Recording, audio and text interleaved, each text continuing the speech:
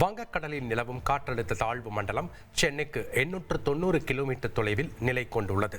மணிக்கு 10 கிலோமீட்டர் வேகத்தில் நகரும் நிலையில் திங்கட்கிழமை புயலாக மாறும் என்று கூறப்பட்டுள்ளது.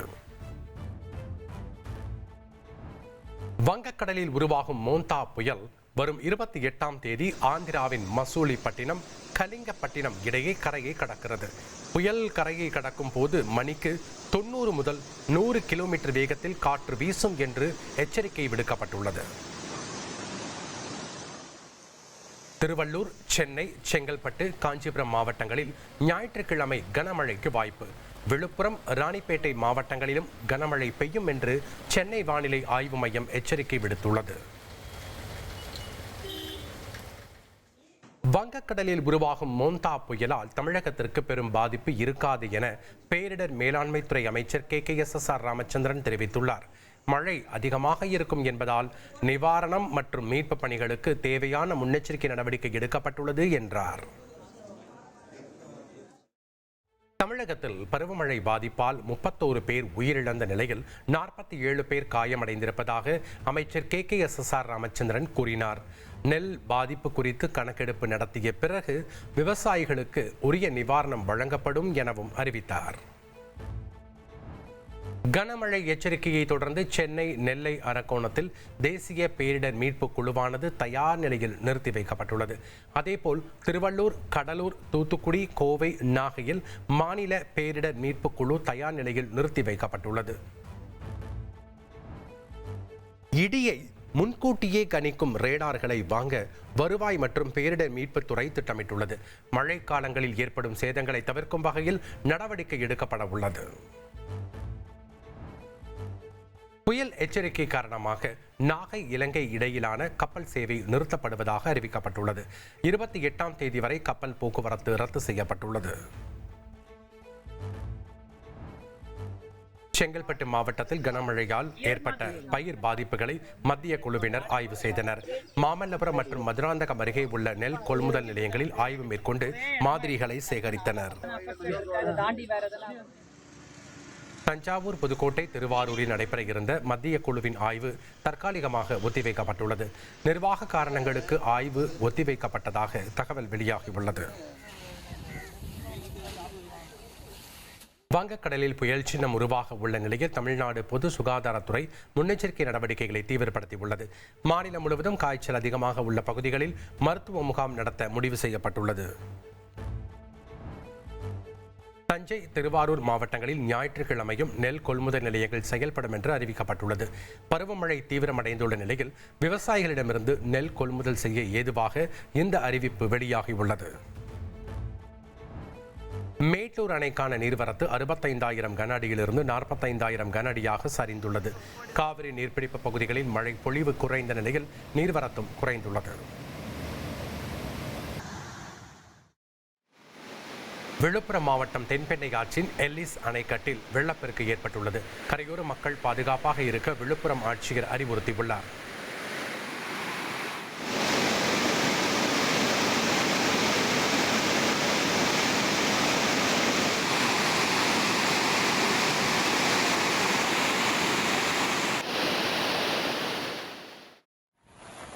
திருப்பதியில் தொடர்ந்து கனமழை பெய்து வருகிறது. இதனால் கோயிலுக்கு வந்த பக்தர்கள் சிரமம் அடைந்து வருகின்றனர்.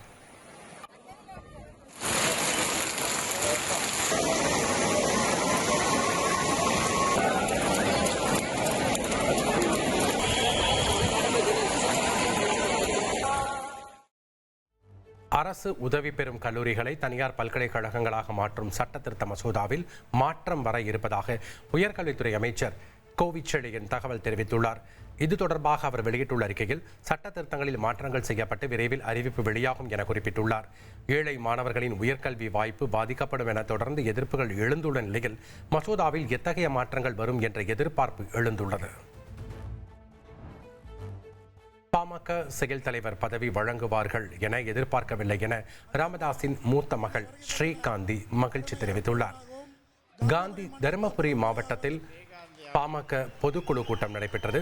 அக்கூட்டத்தில் பாமகவின் புதிய செயல் தலைவராக தனது மூத்த மகளான ஸ்ரீகாந்தியை அக்கட்சியின் நிறுவனர் ராமதாஸ் அறிவித்தார். இது தொடர்பாக செய்தியாளர்களிடம் பேசிய அவர், தருமபுரி மாவட்டத்தில் நடந்த பாமக பொதுக்குழு கூட்டத்தில் தன்னை புதிதாக செயல் தலைவராக அறிவித்தது மகிழ்ச்சியாக இருப்பதாக கூறினார். இந்த பதவி எப்படி கொண்டு போவீங்க? ஐயா என்ன சொல்றாங்களோ அதை மாதிரி நான் சொல்றேன். ஐயா சொல்ற கட்டளைகளை வச்சு அது மாதிரி நான் நடத்துவேன். இந்த தர்மபுரி மண்ணில் ஐயா பிடிச்ச அந்த தர்மபுரி மண்ணில் சொல்லியிருக்கிறதால அந்த பதவி எனக்கு வந்திருக்காரு. நான் ரொம்ப சந்தோஷமா இருக்கேன். நன்றி, மகிழ்ச்சி. இந்த பதவி இங்கே வழங்கப்படும் நீங்க எதிர்பார்த்தீங்களா? இல்லை, கண்டிப்பா எதிர்பார்க்கிறேன். இது ஐயா திடீர்னு என்ன முடிவெடுத்து இது மாதிரி பண்ணியிருக்காங்க, அது தெரியாது. பாட்டாளி மக்கள் கட்சி வளர்ச்சிக்கு எது என்ன சிறப்போ அது நல்ல சிறப்பாக செய்யறேன்றதை உங்களுக்கு. பாமகவின் செயல் தலைவர் பொறுப்புக்கு அறிவிக்கப்பட்டவர் அதனை ஏற்காத நிலையில் அந்த பொறுப்பு காலியாக இருந்ததால் புதிய செயல் தலைவராக ஸ்ரீகாந்தியை நியமித்துள்ளதாக அக்கட்சியின் நிறுவனர் ராமதாஸ் தெரிவித்துள்ளார். பாமக விவகாரம் தொடர்பாக தேர்தல் ஆணையத்திடம் முறையிட்டு வருவதாகவும் தங்களுக்கே வெற்றி கிடைக்கும் எனவும் ராமதாஸ் நம்பிக்கை தெரிவித்துள்ளார். அந்த பொறுப்பு காலியா இருக்குது. அந்த பொறுப்பு ஏத்துக்கல. ஏற்கனவே உங்க மேல தொடர்ந்து விமர்சனம் இருக்கிறது. குடும்பத்தில இருந்து எல்லாத்தையும் பதவியில கொண்டு வந்தாங்க, குடும்பத்தை கொண்டு வர மாட்டேன்னு சொல்லிட்டு கொண்டு வந்ததா ஒரு தொடர்ந்து அந்த கூட்டத்தை வச்சிட்டு இருக்காங்க. திரும்பவும் குடும்ப உறுப்பினர்களுக்கே பதவி கொடுத்திருக்கீங்க. மாற்றம் 2 சொன்னா ஒண்ணு கட்சி, இன்னொன்னு என்ன அதுக்கு பொருத்தமானது ஸ்ரீகாந்தி. கரூர் சம்பவம் தொடர்பாக நீதிமன்றத்தில் சிபிஐ தாக்கல் செய்த எஃப்ஐஆர் வெளியானது. கரூர் நகர காவல் நிலையத்தில் குறிப்பிட்டது போலவே A1 Mathiyazhagan, A2 Anand, A3 Nirmalkumar என்று குறிப்பிடப்பட்டுள்ளது. கரூர் கூட்ட நெரிசலில் உயிரிழந்தோர் குடும்பத்தினரை தாவேகா தலைவர் விஜய் வரும் 27ஆம் தேதி சந்திக்கிறார். பாதிக்கப்பட்ட குடும்பத்தினர் தங்குவதற்காக மாமல்லபுரத்தில் 50 அறைகள் முன்பதிவு செய்யப்பட்டுள்ளதாக தகவல் வெளியாகியுள்ளது. சென்னையில் வழக்கறிஞர் பைக் மீது விசிக தலைவர் திருமாவளவனின் கார் மோதிய விவகாரம் பார் கவுன்சில் அலுவலகத்தில் பதிவாகியுள்ள சிசிடிவி பதிவு வெளியானது.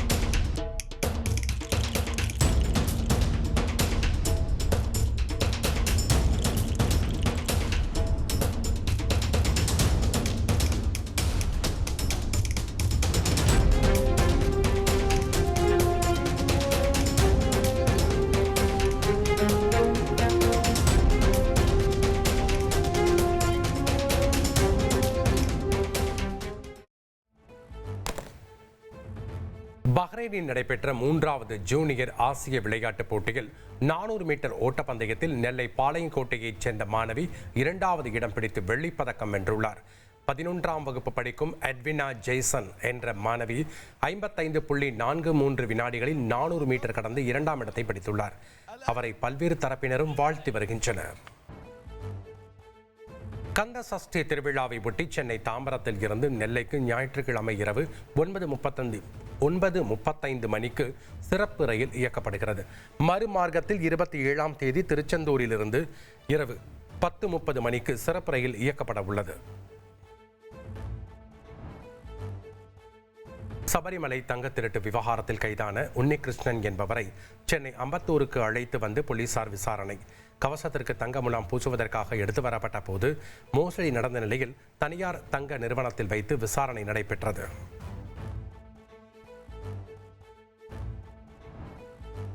சேலத்தில் 3 இளைஞர்கள் சேர்ந்து ஒருவரை தாக்கிய விவகாரத்தில் திடீர் திருப்பம் ஏற்பட்டுள்ளது. தனது காதலியிடம் ஆபாசமாக பேசிய நபரை திட்டம் தீட்டி வரவழைத்து நண்பர்களுடன் சேர்ந்து காதலன் தாக்கியது விசாரணையில் கண்டுபிடிக்கப்பட்டுள்ளது. உத்தரப்பிரதேசத்தில் லக்னோவில் லிப்ட் தருவதாக கூறி சிறுமியை கடத்திச் சென்று கூட்டு பாலியல் வன்கொடுமை செய்யப்பட்ட சம்பவம் அதிர்வலைகளை ஏற்படுத்திய நிலையில் சம்பவத்தில் தொடர்புடையதாக இருவரை போலீசார் கைது செய்துள்ளனர். சிறுமிக்கு போதைப் பொருள் கொடுத்து 4 நாட்கள் பாலியல் வன்கொடுமை செய்ததாக கூறப்படுகிறது. இந்த சம்பவம் தொடர்பாக போக்சோ உள்ளிட்ட 3 பிரிவுகளின் கீழ் வழக்கு பதிவு செய்து 2 பேரை கைது செய்த போலீசார் அவர்களிடம் பல்வேறு கோணங்களில் விசாரணை நடத்தியுள்ளனர். மத்திய பிரதேசத்தில் ஆஸ்திரேலிய கிரிக்கெட் வீராங்கனைகளுக்கு பாலியல் தொல்லை அளிக்கப்பட்ட சம்பவம். கைது செய்யப்பட்டவர்களுக்கு இடது கை மற்றும் வலது காலில் எலும்பு முறிவு.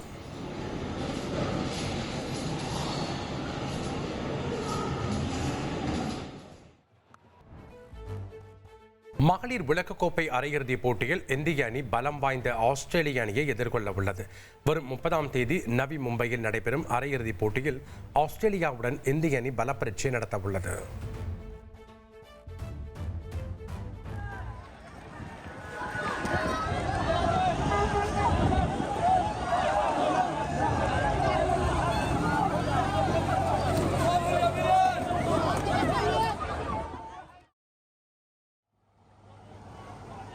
காசாவில் நிவாரணப் பொருட்கள் ஏற்றிச் சென்ற லாரிகளை பொதுமக்கள் பின்தொடர்ந்து சென்ற காட்சிகள் வெளியாகி நெஞ்சை உலுக்குகிறது. நிவாரணப் பொருட்களை பொதுமக்கள் முண்டியடித்துக் கொண்டு அள்ளிச் சென்றனர்.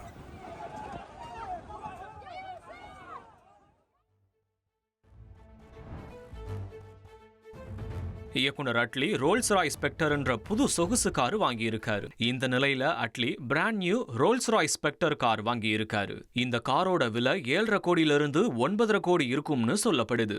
மும்பை விமான நிலையத்துக்கு அட்லி தன்னோட குடும்பத்தோட அந்த கார்ல வந்தப்போ எடுக்கப்பட்ட வீடியோ வைரலாகிட்டு வருது. தேவர் மகன் திரைப்படம் வெளியாகி 33 ஆண்டுகளை நிறைவு செய்ததையொட்டி நடிகர் கமல் நன்றி தெரிவித்துள்ளார். கமலின் கல்ட் படங்களில் முக்கியமானது 1992ஆம் ஆண்டு வெளியான தேவர் மகன். பரதன் இயக்கத்தில் சிவாஜி கணேசன், கமல், கௌதமி, ரேவதி, வடிவேலு, நாசர் உள்ளிட்டோர் நடிப்பில் இளையராஜா இசையிலும் உருவாகி சூப்பர் ஹிட் அடித்தது தேவர் மகன். இந்நிலையில் நடிகர் கமல் தனது தயாரிப்பு நிறுவனத்தின் எக்ஸ் தள பக்கத்தில் வெளியிட்டுள்ள பதிவில் தேவர் மகன் திரைப்படம் 33 ஆண்டுகளை நிறைவு செய்துள்ளதாகவும் இன்று வரை படத்தை உயிர்ப்புடன் வைத்திருக்கும் அனைவருக்கும் நன்றி என்றும் குறிப்பிட்டுள்ளார்.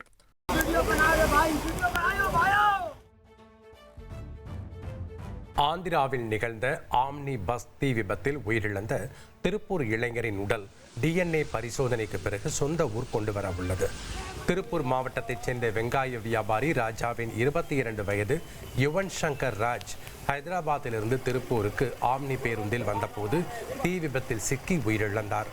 உடல் முழுவதும் தீயில் கருகியதால் DNA பரிசோதனை மேற்கொள்ள திருப்பூரிலிருந்து யுவன் சங்கர் ராஜ் பெற்றோர் ஆந்திரா சென்றனர். 48 மணி நேரத்திற்கு பிறகு இளைஞரின் உடல் குடும்பத்தினரிடம் ஒப்படைக்கப்படும் என தெரிவிக்கப்பட்டுள்ளது. இந்நிலையில் இறந்த யுவன் சங்கர் ராஜின் சகோதரருக்கு அரசு வேலை வழங்க வேண்டும் என குடும்பத்தினர் சார்பில் கோரிக்கை வைக்கப்பட்டுள்ளது. அப்பா, அம்மா, அண்ணன், சித்தி, சித்தப்பாலாம் போயிருக்காங்க. அவங்க இப்போ போனதுக்கு கூப்பிட்டவங்ககிட்ட தான் பேச முடிஞ்சுங்க. பையனை இன்னும் பார்க்க முடியலைங்க. அங்கே வச்சுருக்கிறத காட்டலைங்க. அவங்க பையனுக்கு யாருன்னு கன்ஃபார்ம் பண்ணுறதுக்கு DNA டெஸ்ட்டு பையன் எடுத்துருக்காங்க. அப்பா அம்மாவுக்கு பிளட் டெஸ்ட்டு எல்லாமே எடுத்துருக்காங்க. 48 மணி நேரம் ஆகும் DNA டெஸ்ட்லாம் வர்றது. அது முடிஞ்சதுக்கப்புறம் தான் உங்களுக்கு சொல்ல முடியும். அதுக்கப்புறம் தான் உங்களுக்கு காட்ட முடியும் அப்படின்ட்டாங்க. அந்த பையனுக்கு அண்ணன் ஒருத்தர் இருக்குது அப்படிங்க. அவரும் பெங்களூரில் வேலை செய்கிறாருங்க. அவருக்கு கவர்மெண்ட் மூலிமா ஏதோ ஒரு சப்போர்ட், வேலையோ வாய்ப்போ ஏதோ ஒன்று நீங்கள் அரேஞ்ச் பண்ணி கொடுத்தீங்கன்னா, தமிழ்நாடு அரசோ தெலுங்கானா அரசோ யாரோ ஒருத்தர் அரேஞ்ச் பண்ணி கொடுத்தீங்கன்னா அந்த குடும்பத்துக்கு உதவியாக இருக்குங்க.